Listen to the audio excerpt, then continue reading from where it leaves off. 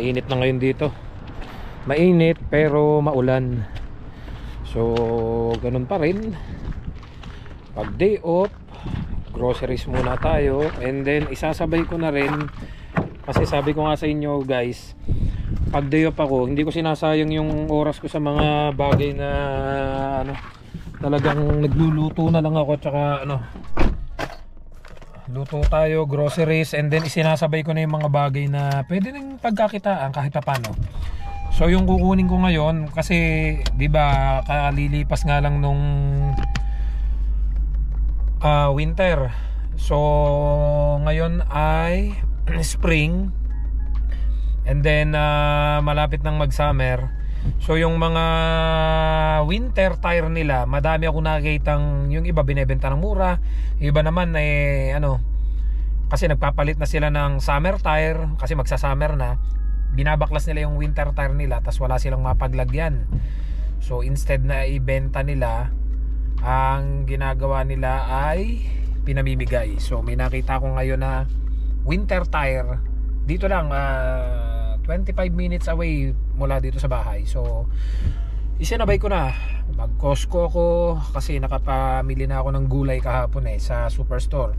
So ngayon mag-Costco ako, and then daanan ko na rin yung winter tire. So ang ginagawa ko doon sa matatagal na nating subscribers dyan, alam nyo naman, ang ginagawa ko, kukunin ko lang siya, then itatamba ko kasi malawak naman yung lagayan ko dito ng ano ng mga gulong. Tapos ipopost ko siya sa marketplace. Yan, para may idea kayo kung gusto nyo gayahin ninyo, extra income din. So ilalagay ko lang dyan sa likod. Tapos pag na-post ko siya, mababa lang, kahit na minsan 50, 100, 150, minsan jackpot 200 kasi bagong bago pa, mga ganun. Pero ano, usually mga 80 to 100 yung bentahan ko.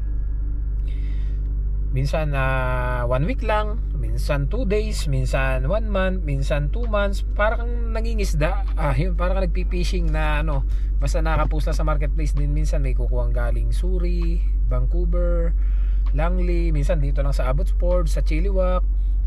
Yun, kahit pa paano may papasok na pera. So hindi sayang yung oras at yung gasolina ko pagpunta doon. Sa total mag-grocery na din naman ako, di isabay ko na, kunin ko na siya. Kasi sayang din po yun Biruin mo, imagine mo maka 100 ka. So aba, madami-daming groceries na yun. So tulong na rin yun kahit pa paano. Hindi kasi ako yung parang ano, ayoko nung nakatunga nga lang, ayoko nung nakatunga nga lang. Gusto ko yung may bagay akong nagawang pakinabang tuwing day off ko. So tara nga guys, samahan nyo ako, nagpapainit lang ako ng sasakyan kasi nga ano, medyo malamig dito, kaya matagal-tagal din to. So tara, babiyahin na ako pa Abbotsford. Tara guys.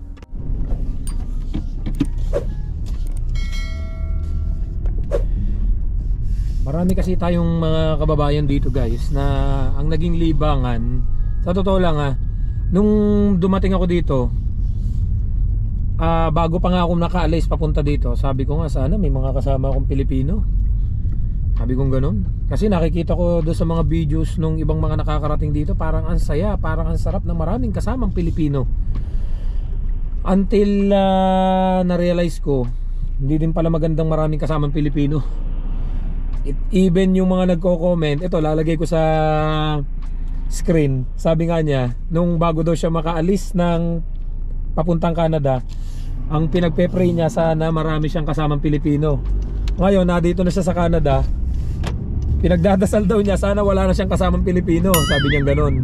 Ngayon, nung dumating po kasi ako dito, ang dami kong kasamang Pilipino, which is yun naman talaga yung gusto kong mangyari. Sabi ko, sana marami akong kasamang Pilipino para masaya, para parang hindi ka naboboring. Pero mahirap din po pala na puro Pilipino kayo sa isang bahay. Alam niyo yun, doon ko naranasan yung nagbabanding kayo pero nagtitirhan kayo. Yung pag nakatalikod na, kung ano-ano na mga sinasabi, mga ganon. So ano, masama din pala yung puro Pilipino yung kasama mo. Yung alam niyo yung nagtitirhan kayo pag nakatalikod, pero madalas kayo nagbabanding, lumalabas kayo. Sabi ko, di tama to. Tapos madalas yung silipan ng kung ano-anong bagay. Tapos isang bagay na napansin ko, naobserbahan ko, na ang libangan kapag puro kayo Pilipino is inuman. yung araw na sana ipapahinga mo para maglaba ka, magluto, makakain ng masarap, inuman, sa inuman na uubos. So yun ang obserbahan ko dun sa dati kong pinanggalingan.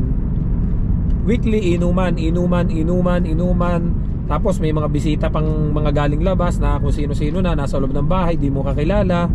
Tapos yung mga, syempre, mga pinto-pinto ng mga kwarto namin, mga walang lock. Alam mo na yung may mga iba-iba nang naglalaro sa isip nung mga hindi umiinom. Na yung iba nagrereklamo kung sino-sino na daw ang tao dito sa bahay natin. Sabi nila, sino-sino ng tao dito sa bahay natin, na minsan wala ka ng privacy kasi basta-basta na lang pumapasok sa mga kwarto. Tapos minsan this oras ng gabi nagiinuman pa. Hindi mo naman masita yung mga kapwa mo Pilipino kasi friend, na doon yung magkakaroon kayo ng ilangan o nangyayari pagbibigyan mo na lang parang gano'n na nga lang. Minsan kasi may mga gano'n talaga lumalagpas sa limitasyon, wala nang pakundangan, ika nga wala nang respeto. Tapos syempre yung mga bagong dating, walang imik, tatanggapin na lang, tatakip na lang ng unan para di makinig yung ingay. 10 oras ng gabi, sigawan, kantahan, may nagtatalunan pa, may nagsasayawan pa. At ang pinaka yung may mga nagdadala ng taong galing labas na hindi taga doon at doon na natutulog magdamag.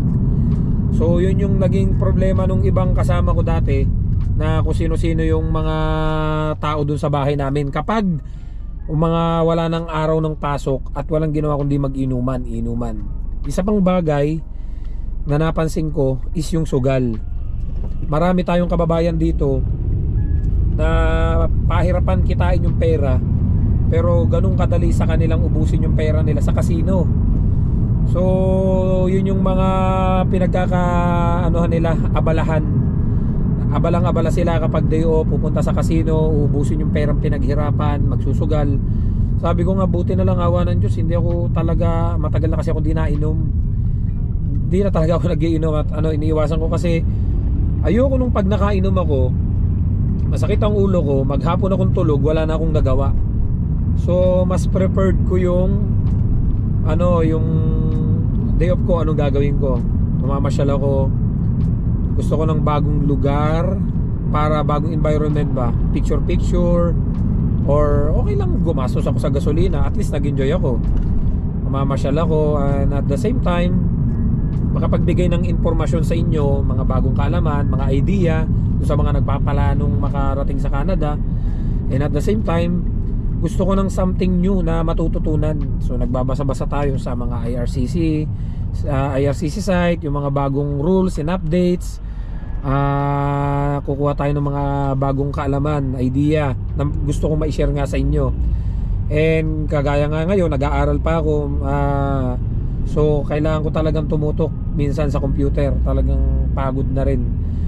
Yun yung mga bagay na gusto kong tsaka mas gusto ko pang manood na lang ng YouTube na may dagdag kaalaman ako makukuha, kesa dun sa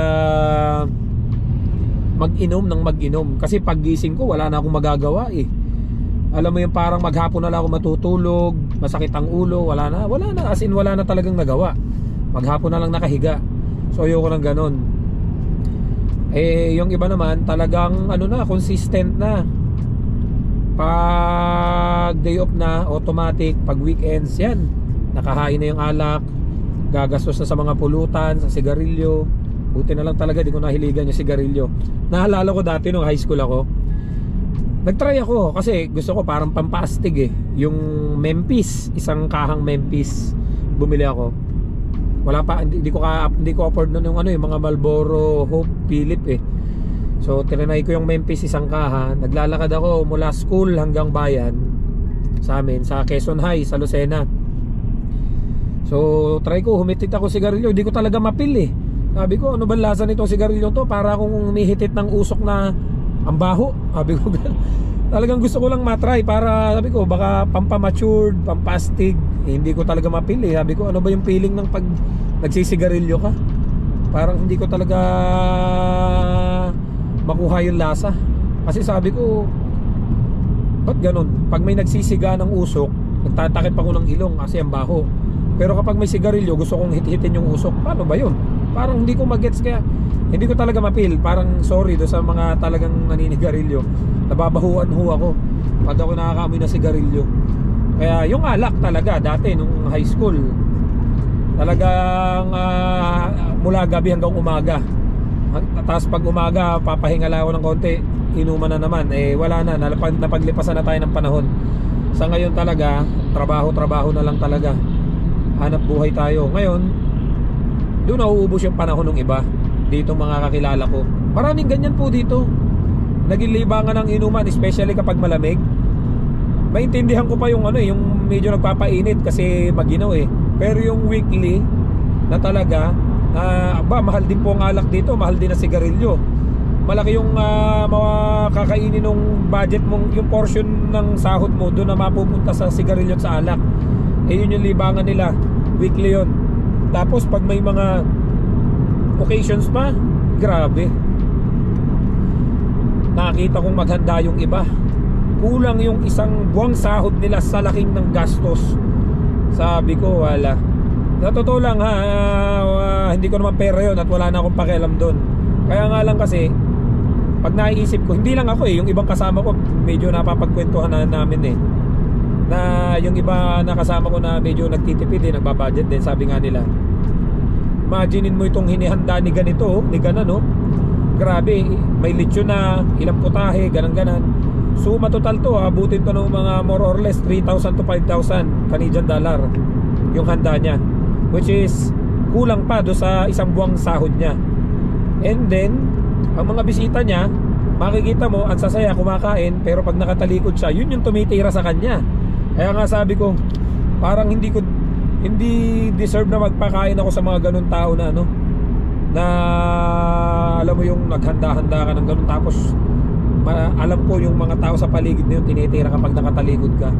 So i-save ko na lang yung pera, mag-celebrate na lang ako mag-isa kaysa naman ganun.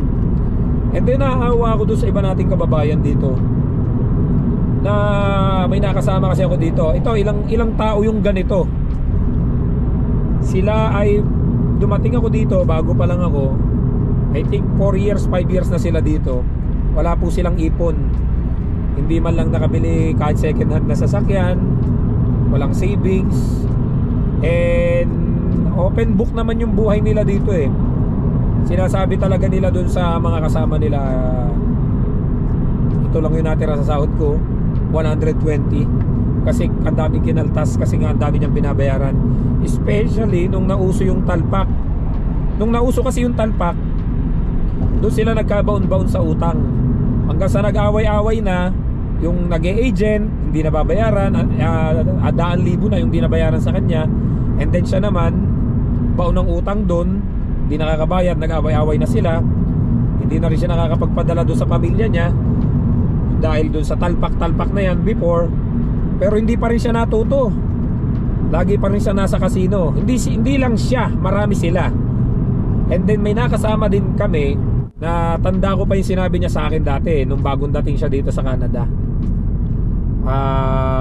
Sabi niya, pag nakikita niya yung mga kasama namin na napunta ng casino, sabi niya, Diyos ko po, napakahirap kitain ang pera natin dito. Bago mo kitain, talagang katakot-takot na dugo at pawis.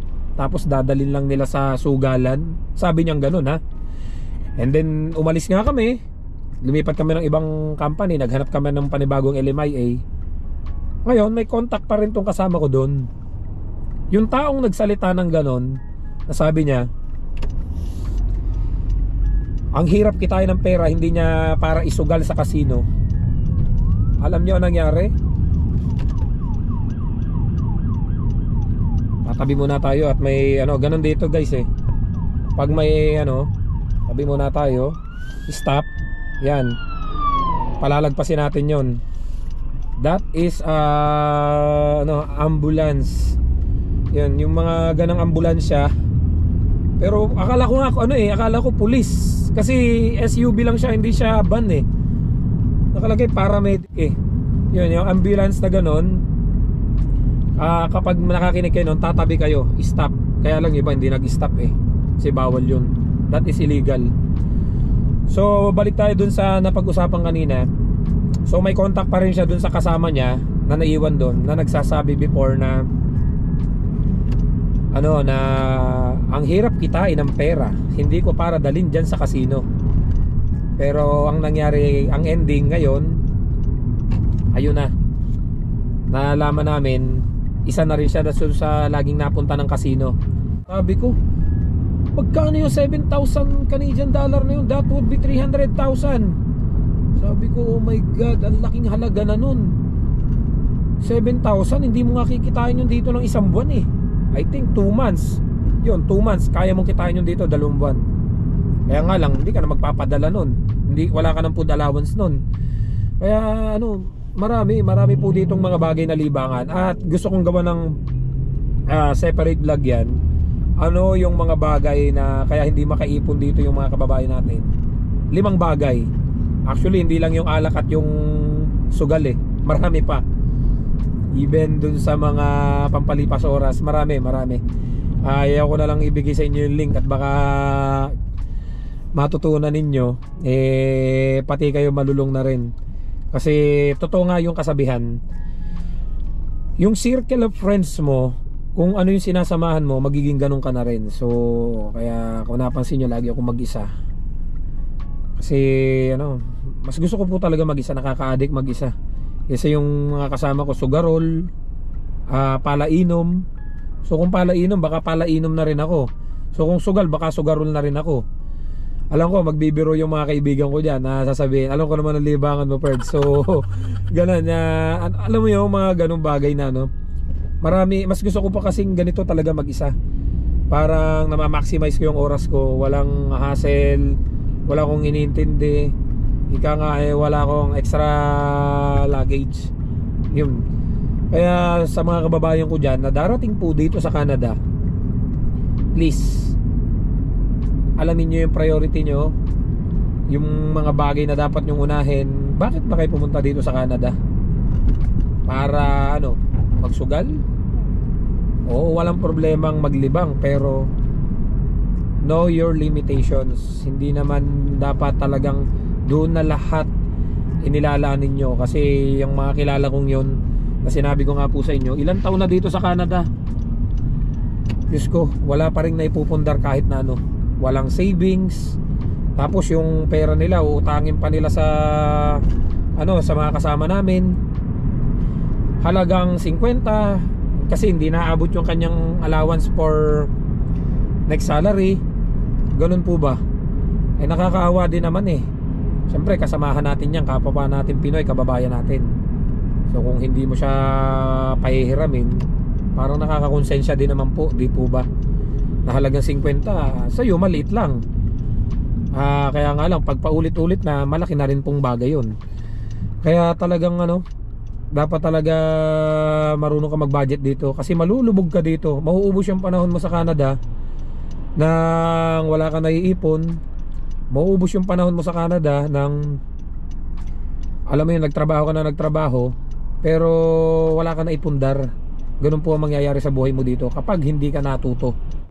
So hanapin lang natin yung, yan, dito daw yun eh, Consort. Yan, Consort City dito. Yan. And then 3150. Ayun, parang nakita ko na. Ito siya, ayun, sa side. So kukunin ko na lang siya. Thanks.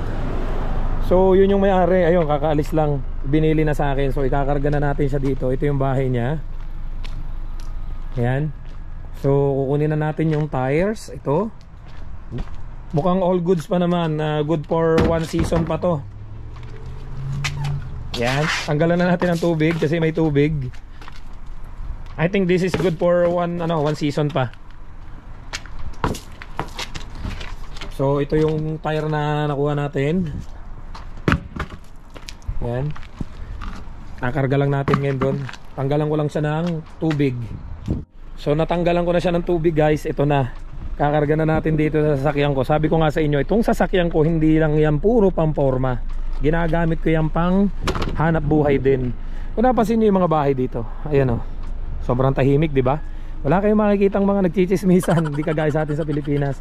So by number, yan, sunod-sunod yung mga bahay. Ganito katahimik dito. Halos lahat ng tao nasa trabaho. So ito yung libangan ko. alam nyo naman yan, doon sa matatagal na nating subscribers na kumukuha ako ng mga ganitong kalakal kahit papano, tanyo, mga ilang ano lang to, pera na to. Popost ko na to sa marketplace, tapos magiging pera na. So ganong bagay, kikita na tayo nyan. Extra income din to guys, kahit papano. Kahit baratin pa nila ako, ibibigay ko na to ng mura kasi hindi naman natin binili. So ayun, naikarga ko na. Dadaan na rin ako ng groceries para hindi na masayang yung punta natin dito. So yun lang, na-share ko lang sa inyo guys. Ito yung libangan ko. Kahit papano, hindi natin alam, 2 weeks, 1 week, o baka bukas, makalawa, next month, mabenta to. Kahit mga 180. Kasi pag naipost ko to, tinitingnan naman nila eh. Kung makapal pa, kung tatagal pa. Kasi minsan ginagamit lang nila as replacement. Minsan may nasabugan lang ng gulong pang emergency. Yun, di ano, kung magkano offer, bigay ko na. Hindi naman natin binili yan eh. So pang dagdag din sa groceries ko. So yun po yung libangan ko dito. Kaya doon sa nagsasabi, naalala ko kasi doon sa interview ko kay Ma'am Mitch Milante, na sabi nila hindi ata to sanay sa hirap, baka puro forma, baka puro ano, kasi naka gold, naka ganito, naka ganyan, puro alahas. Sabi ko, tamo nga naman ng mga tao. Sabi ko, tamo nga naman ng mga tao. Ang bilis mong judge, hindi naman nila ako kilala. Ang tiningnan lang nila yung mga napupundar ko. Kasi sabi ko nga po sa inyo, mas preferred kong mag-invest sa gold kasi tumataas ang value. So nakita nila, uy, puro gold, siguro hindi sanay sa hirap yan, baka ano yan, puro forma, ganang. Sabi ko, bahala kayo, i-judge nyo ako, hindi nyo naman kilala yung buhay na pinagdaanan ko. So ganun judgmental ang tao. Ang tinitingnan lang ay yung kung ano yung nakita nila ngayon on the spot, pero hindi nila alam yung buhay ng tao.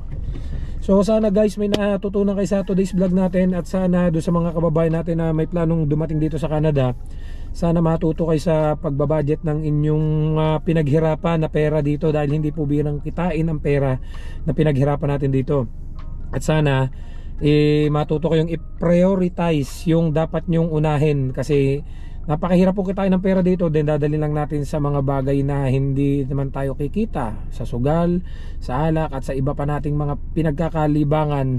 Hindi natin namamalayan na sasayang yung panahon natin dito sa Canada. So don't forget to subscribe, like, and share this video para kahit paano may idea yung mga kababayan natin na nangangarap makarating dito sa Canada. So see you guys sa next vlog. I love you all. God bless. Bye bye.